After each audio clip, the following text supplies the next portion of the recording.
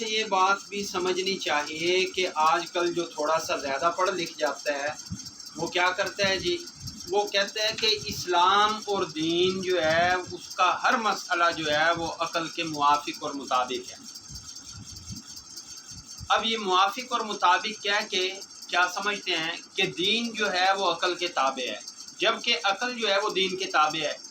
اب تو گویا کہ یہ اصول بعض طلباء جو مدارس کے طلباء ہیں ان کے اندر بھی رائج ہو رہا ہے کہ دین کی کوئی بات بھی جو ہے وہ عقل کے مخالف نہیں ہو سکتی۔ بھائی عقل کے مخالف نہیں ہو سکتی، اس چیز کو سمجھنے کے لیے آپ کو یہ بات ذہن نشین کر لینی چاہیے کہ عقل جو ہے وہ دین کے مخالف ہو جائے تو کیا ہم قبول کر لیں گے؟ کیا آپ کی عقل کے اندر، ہماری عقل کے اندر اتنی پاور ہے کہ وہ دین کے ہر معاملے کو جو ہے وہ سمجھ سکے؟ عقل کے اندر اتنی زیادہ جو ہے وہ قوت ہے کہ وہ دین کے معاملات کو پوری طرح ان کا احاطہ کر سکے؟ ایسا نہیں ہے۔ پھر یہ جو کہا جاتا ہے کہ عقل جو ہے وہ دین کے مطابق ہو یا دین جو ہے وہ عقل کے مطابق ہو، تو اس کا کیا مطلب ہے؟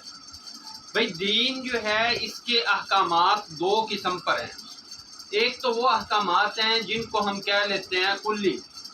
یہ کلی احکامات جو ہیں یہ عقل کے قریب ہیں، اور دوسرے احکامات ہیں جزئی، اور جزوی طور پر جو ہے یہ عقل جو ہے وہاں تک نہیں پہنچ سکتی۔ اس کی مثال بھی سمجھ لیجئے۔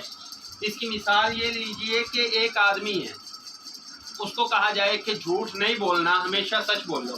اب عقل اس بات کو مان رہی ہے کہ یہ بات ٹھیک ہے کیونکہ یہ عقل کے قریب ہے۔ اب دوسرا آدمی جو ہے وہ آ کے سوال کر دے جی میری عقل میں یہ بات نہیں آتی ظہر کی رکعتیں 4 کیوں ہیں، یا یہ بات کہہ دے کہ جی سجدہ جو ہے نماز کے اندر رکوع کے بعد کیوں ہے، رکوع سے پہلے کیوں نہیں ہے۔ اگر ان چیزوں کے اندر آپ عقل کو لائیں گے تو یقیناً آپ کی عقل جو ہے وہ کسی نتیجہ پہ نہیں پہنچ سکے گی۔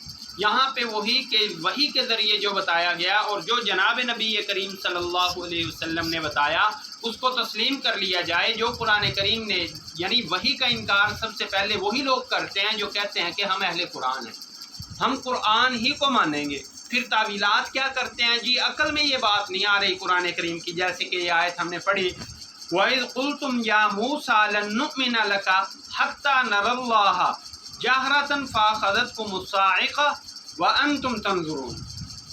یہ واو عاطفہ ہے، یا بنی اسرائیل جو ہے وہی بات یہاں پہ عطف ہو رہی ہے کہ اس بات کو یاد کیجئے جب تم نے کہا موسیٰ علیہ السلام سے، کیا کہا موسیٰ علیہ السلام کی قوم نے؟ لن نؤمن لک حتی نری اللہ جہرۃ، کہ ہم آپ کے اوپر ایمان نہیں لائیں گے یہاں تک کہ ہم اللہ تعالیٰ کو آمنے سامنے نہ دیکھ لیں۔ فاخذتکم الصاعقۃ وانتم تنظرون، تو ان کو ایک جو ہے وہ بجلی نے پکڑ لیا، ان کے اوپر بجلی گری اس حال میں کہ وہ دیکھ رہے تھے، یعنی دیکھتے ہوئے ان کے اوپر بجلی گر گئی۔ اب آگے کیا فرمایا؟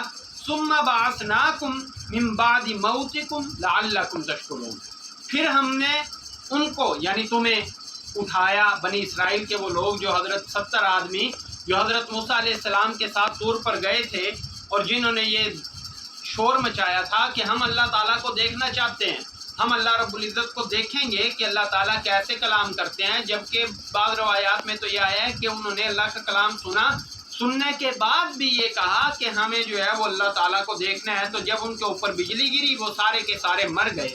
جب مر گئے تو اللہ تعالیٰ فرما رہے ہیں پھر ہم نے تم کو اٹھایا من بعد موتکم، تمہاری موت کے بعد لعلکم تشکرون، تاکہ تم شکر ادا کر سکو۔ اب یہاں پہ موت واقع ہوئی، موت واقع ہونے کے بعد اللہ تعالیٰ نے ان کو زندہ کیا۔ وہ لوگ جو کہتے ہیں ہم اہل قرآن ہیں اور قرآن ہی کو مانتے ہیں، قرآن کے ہوتے ہوئے ہمیں کسی چیز کی ضرورت نہیں ہے، وہ ان باتوں کو لغت سے سمجھنے کی کوشش کرتے ہیں۔ قرآن کریم کو لغت سے سمجھنے کی کوشش کرنا یہ بھی سب سے بڑی جہالت ہے، اور یہ گمراہی کا ایک ایسا دروازہ ہے کہ جب کھلتا ہے تو انسان گمراہی کے اندر اور گمراہی کی دلدل میں جو ہے وہ پھنستا چلا جاتا ہے۔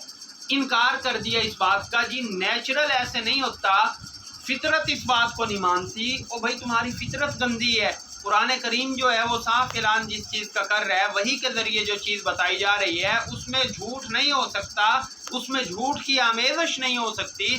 آپ یہ بات سمجھ لیجئے کہ اللہ رب العزت جو ہیں وہ اس چیز کے اوپر قادر ہیں کہ موت دیں ان کو اور پھر زندہ کر دیں، یہی ایمان ہے۔ اور مومن مسلمان کے لیے ضروری یہی ہے کہ ان باتوں کے اوپر ایمان لے کے آئے۔ اب یہاں پہ عقل کے گھوڑے دوڑانا جنہوں نے شروع کیے، انہوں نے کیا ملا ان کو؟ سوائے ذلت اور رسوائی کے، اور کوئی چیز بھی ان کے ہاتھ نہ آئی۔